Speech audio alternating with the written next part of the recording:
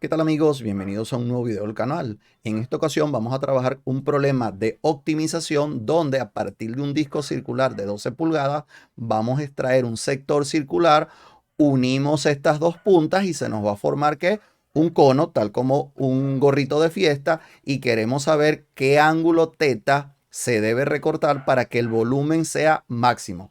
Así que te invito a quedarte hasta el final del video para que veamos cómo se obtiene este valor que produce el volumen máximo.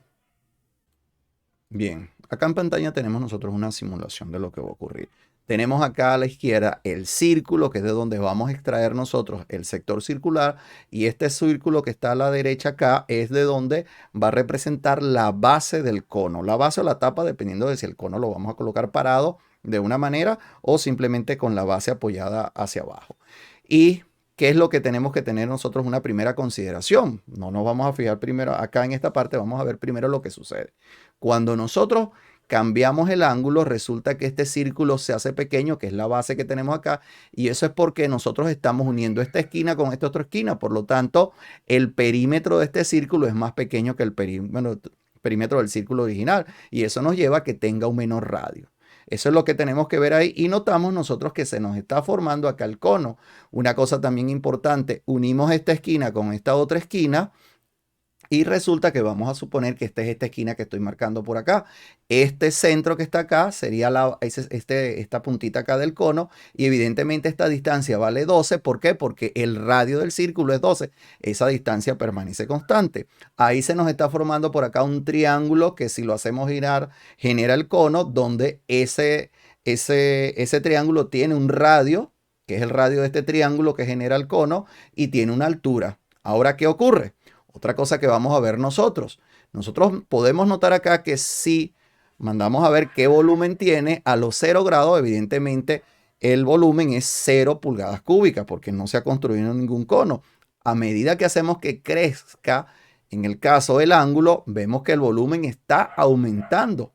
Sigue aumentando, sigue aumentando. Ahora en menor proporción, pero cuando llegamos a 66 nos da 696,5 y a partir de 696 empieza a disminuir. Eso nos está diciendo entonces a nosotros que el ángulo que produce el volumen máximo es 66 grados. ¿Qué nos toca ahora a nosotros? Bueno, nos toca ahora hacer el modelo de optimización y demostrar que efectivamente los 66 grados es el ángulo que produce el volumen máximo. Así que te invito a continuar con el video para que veamos cómo se hace esto. Bien, nosotros vamos a iniciar entonces a crear el modelo de optimización. Nosotros tenemos ahí el círculo de 12 pulgadas de radio donde vamos a extraer un sector circular de ángulo teta. ¿Qué ocurre ahora? Como queremos nosotros calcular o obtener el volumen máximo, tenemos que optimizar la fórmula del volumen de un cono que es igual a pi tercio por el radio al cuadrado por h. Con esto vamos nosotros a iniciar. Entonces nosotros vamos a optimizar este volumen y recordemos que el volumen estamos obteniéndolo de extraer este sector circular y unir estas dos puntas y formar el cono. Ese cono va a tener una base y esa base es la que estamos representando por acá.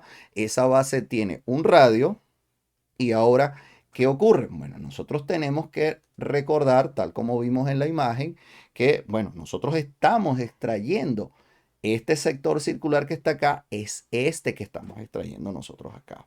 ¿Qué ocurre? Para ese sector circular, lógicamente, acá nosotros vamos a recortar esta cantidad que vamos a eliminar por acá. Entonces, ¿qué necesitamos nosotros? Bueno, ¿a qué es igual la longitud de un sector circular? Y esa longitud de un sector circular viene dada por el ángulo teta, que tiene que estar en radianes, multiplicado por el radio. Esta R es el radio del círculo grande. Por lo tanto, esa longitud de arco es igual a 12 veces teta. Eso es lo que nosotros extraemos. Recordemos que unimos estas dos puntas y resulta que ahora el perímetro que nosotros vamos a tener de la base se va a ver reducido en comparación con el círculo completo, el círculo grande. Nosotros solamente vamos a aprovechar esta partecita que tenemos acá. Es decir, al perímetro del círculo completo le vamos a eliminar esta L que tenemos acá y eso nos va a dar a nosotros el perímetro de la base. ¿Eso es qué? Bueno, el perímetro de una circunferencia sabemos que viene dado por 2pi por el radio, por lo tanto el perímetro del círculo grande va a ser igual a ¿qué? a 2pi por ese radio. Por lo tanto, el perímetro del cono que nos queda acá sería 2pi por el radio grande menos L, que es igual a 12 teta. Pero como el radio es del círculo grande es 12, nos queda 2 por 12, nos queda que sería 24pi menos 12 teta. Y eso es lo que nosotros tenemos como el perímetro del cono.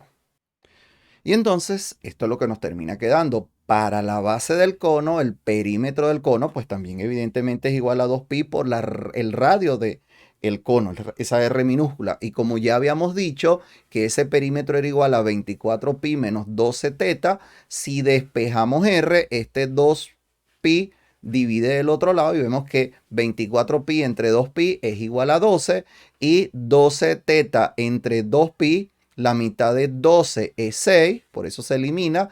Y luego, ¿qué ocurre? Nos queda dividido evidentemente sobre pi. Eso es lo que obtenemos nosotros. Entonces, que el radio del cono va a ser igual a 12. Sabemos que estos son pulgadas. 12 pulgadas menos 6 veces el ángulo de recorte sobre pi. Y con eso nosotros entonces ya tenemos cómo relacionar el radio con el ángulo de recorte. Luego lo siguiente que nosotros tenemos por acá es que, bueno, habíamos inicialmente mostrado que teníamos un triángulo generatriz del cono, que era el que vimos en la animación, donde la hipotenusa era 12, el radio evidentemente y una altura, porque recordemos que habíamos visto el cono de esta manera. Entonces, ¿qué está ocurriendo allí? Que nosotros tenemos por acá un triángulo rectángulo y por lo tanto cuando tenemos triángulo rectángulo se cumple el teorema de Pitágoras. Entonces, por el teorema de Pitágoras resulta que la suma de los cuadrados de los catetos, que es igual a h cuadrado más r cuadrado, tiene que ser igual a la hipotenusa al cuadrado. De donde podemos concluir primeramente que el radio al cuadrado al despejarlo es igual a 144 menos h cuadrado. Pero también nosotros si despejamos h cuadrado va a ser igual a 144 menos r cuadrado. Ahora, para despejar h, evidentemente sacamos raíz cuadrada en ambos lados, lo que me lleva a mí a la conclusión ahora que h es igual a ¿qué? A la raíz cuadrada de 144 menos r cuadrado, pero ya r nosotros la tenemos por acá. Por lo tanto, nos queda que h es igual a raíz cuadrada de 144 menos 12 menos 6 teta entre pi elevado al cuadrado y ya tenemos h expresado en términos de teta. Seguimos ahora nosotros con el modelo de optimización. Recordemos que queremos optimizar el volumen. 4 tercios de pi r cuadrado por h. Hasta los momentos nosotros sabemos a qué es igual r en términos de teta y h en términos de teta. Es decir, que si sustituimos ahí, construiríamos la función volumen en términos del ángulo teta. Pero eso no es conveniente. No es conveniente porque la fórmula nos queda un poquito larga. Finalmente, como nosotros lo que queremos es optimizar y para ello el modelo, que es de dos variables, que es R y H, debemos escribirlo en términos de una sola variable y por eso era que habíamos despejado R cuadrado en términos de H. ¿A qué nos lleva esto? A que si nosotros teníamos que el modelo tiene dos variables, lo vamos a reducir a una sola variable, donde como R cuadrado es igual a 144 menos H cuadrado, sustituimos y ahora nos está quedando el volumen en términos de H. ¿Qué va a ocurrir? Entonces nosotros simplemente vamos a encontrar la H que produce el volumen máximo. Evidentemente, al tener el valor de H, también vamos a calcular el valor de teta. Entonces, acá tenemos el modelo de optimización en una variable y recordemos que en este caso hemos dicho que H tiene que estar entre 0 y 12 porque lógicamente cuando nosotros construimos ese cono, la H, el valor mínimo es 0, que es cuando no hemos hecho recorte, y cuando el cono va creciendo, lo más que puede llegar es hasta 12. He dicho que entre 0 incluido y entre 12 incluido, porque evidentemente no recortamos nada y pudiésemos nosotros llegar, pero en realidad, pues el cono no puede alcanzar el valor de 12, ni con 0 tampoco, pero sin embargo eso no nos va a alterar para nada el problema a nosotros. De acá, nosotros continuamos ahora y decimos, bueno, como queremos optimizar, ¿qué es lo que vamos a hacer ahora nosotros? Bueno, vamos a buscar los puntos críticos. Y recordemos que los puntos críticos ya de los que hemos hecho anterior, y por acá voy a dejar un videito donde vemos de qué trata la optimización y qué son los puntos críticos. Los puntos críticos los encontramos donde la derivada es igual a 0. Entonces, ¿qué hacemos? Volumen en términos de h es igual a pi tercio 144 menos h cuadrado por h. aplicamos la propiedad distributiva para que sea mucho más cómodo trabajar y no estar aplicando la derivada de un producto, y esta es la función que vamos a derivar e igualar a cero para obtener los puntos críticos. Entonces, ¿quién es la derivada? Evidentemente nos queda pi tercio por la derivada de todo esto que está acá, y la derivada de 144h menos h al cubo es 144 menos 3h cuadrado.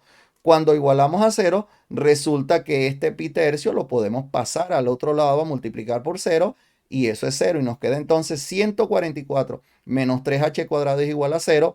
El 3h lo colocamos o lo hacemos que llegue al otro lado, y me queda que 3 veces h cuadrado es igual a 144. Este 3 que multiplica queda de este lado dividiendo, y como tenemos h cuadrado, a ambos lados sacamos raíz cuadrada y nos termina quedando a nosotros. Vemos acá 144 entre 3 es 48. Por lo tanto, h es igual a ¿qué? A raíz cuadrada de 48, pero 48 es lo mismo que 16 por 3, y como 16 tiene raíz cuadrada exacta que es 4, h es igual a 4 raíz de 3, y eso es pulgadas.